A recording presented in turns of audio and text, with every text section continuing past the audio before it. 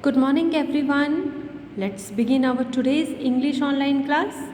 Today we are going to do our Bravia, and it's turn to move forwards towards an interesting topic, that is passages. You know that it's an important part of English, so we should know how to solve the passage. Here we are having worksheet number 1 in Bravia related to the topic passages. Read the following passage carefully.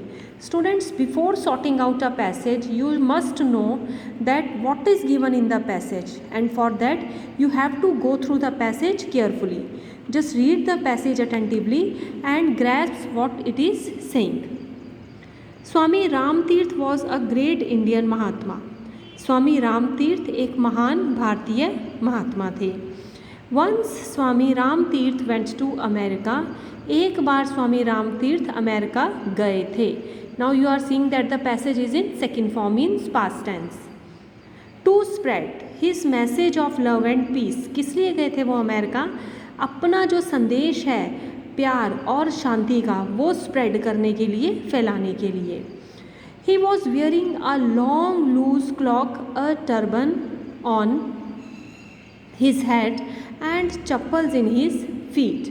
अब उन्होंने एक लंबा, एक ढीला clock पहना हुआ था. Students, clock मतलब होता है जो आप एक स्लीवलेस क्लॉथ पहनते हैं, एक कोट की तरह होता है वो क्लॉथ, और वो आप अपने कपड़ों के ऊपर आप उसको वियर करते हैं.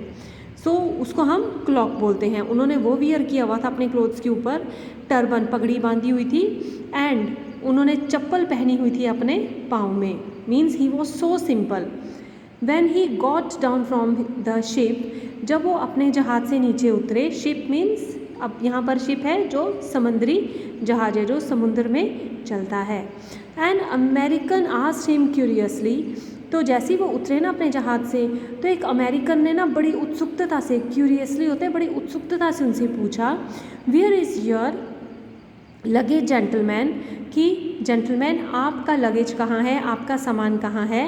ही आंसर्ड, तो क्या जवाब दिया राम तीर्थ जी ने? उन्होंने कहा, all my luggage is on my body, कि मेरा सारा सामान तो मेरे बॉडी के ऊपर है. Means the clothes that I have Warne is all that I am carrying with me.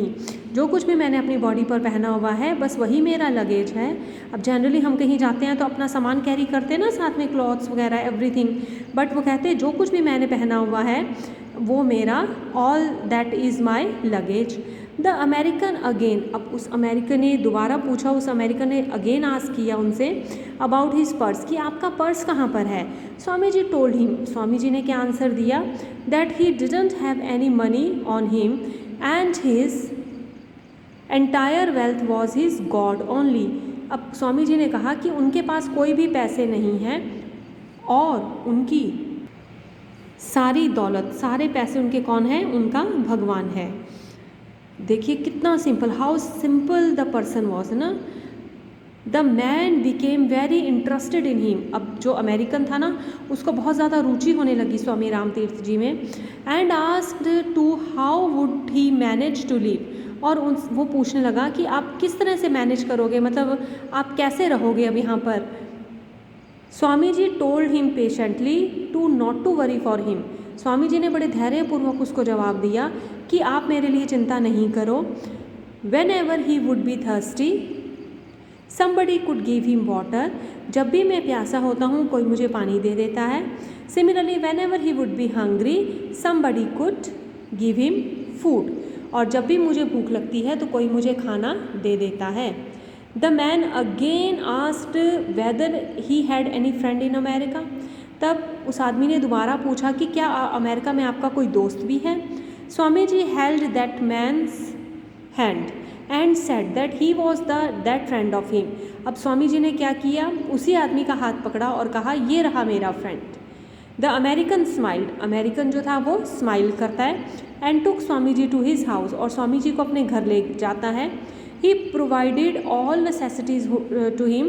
और उनका अपने घर ले जाकर उनका पूरा पूरा ख्याल रखता है, उनकी सभी ज़रूरतों को वो पूरा करता है. Swami ji lived in his house for about 18 months. अब स्वामी जी उसके घर में कितना टाइम रहते हैं? 18 months. The name of that American was doctor Albert Hipper. अब उस काइंड अमेरिकन का नाम क्या था? Doctor Albert Hipper. Now class, just notice that you are having word bank here. Cloak means a loose piece of clothing like a coat without sleeves worn over the clothes. And the next word is curiously, means willing to know, बहुत उत्सुक होना किसी चीज़ को जानने के लिए. Okay, I hope that this passage is clear to you. Now let's come and sort out the exercise given. So here we are having the exercise. Complete the given flow chart. Now the flow chart is given to you.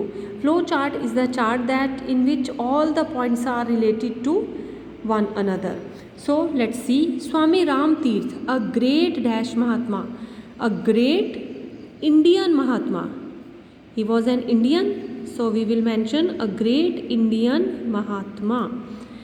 Went to dash to spread dash and dash. अब वो कहाँ पर गए थे? We know that he went to America. He went to America to spread. क्या फैलाने गए थे? Love and peace. प्यार और शांति फैलाने गए थे. Got down from a ship. नीचे कहाँ से उतरे थे? शिप से. And dash asked for his luggage dash and friend. अब किसने उनसे क्या पूछा था? An American. वो पर्सन कौन था? American. We are writing here as we are having less space here. An American asked for his luggage. और दूसरी चीज़ क्या थी? पर्स. पहले लगेज के लिए पूछा, फिर purse, and after that friend के लिए ही asked for. Then we see answered humbly and friendly. Man took him to his house. अब स्वामी जी ने उसको बड़े प्यार से और अपनेपन से सब चीज़ों के आंसर दिए. So the man took him to his house. Kept him for, कितने टाइम के लिए रखा था उन्हें अपने घर पे? For 18 months. The name of the American, here you will mention the nationality. Okay, the name of the American was, क्या नाम था उनका? Doctor Albert hepar.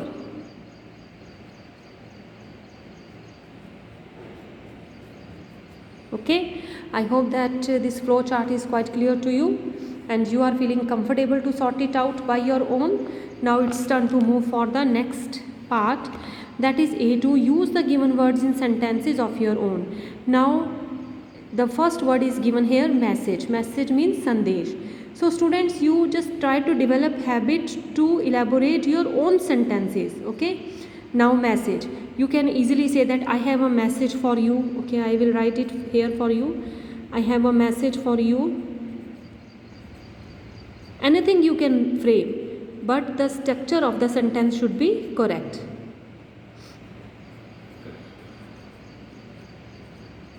Don't forget to put full stop after the completion of the sentence. Next is turban. Turban means जो उनकी पगड़ी होती है. So you can see that you can add up. Mahatma had a turban on his head. Mahatma had a turban on his head. Okay, full stop. Next is purse. So you can see that we all keep money. We keep money in a purse. हम सभी purse में पैसे रखते हैं ना. You can go for any other sentence also, that I have a purse, I purchased a purse, anything. My purse is so beautiful, my purse is expensive, my mother gifted me a purse. Anything you can write. Okay, friend. Now you can say I have a friend and my friend is so intelligent. Anything you can frame.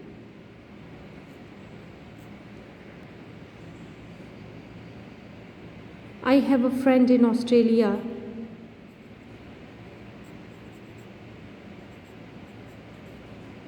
I have a friend in Australia, or my friend lives in Australia. I have many friends in Australia. Anything you can add up.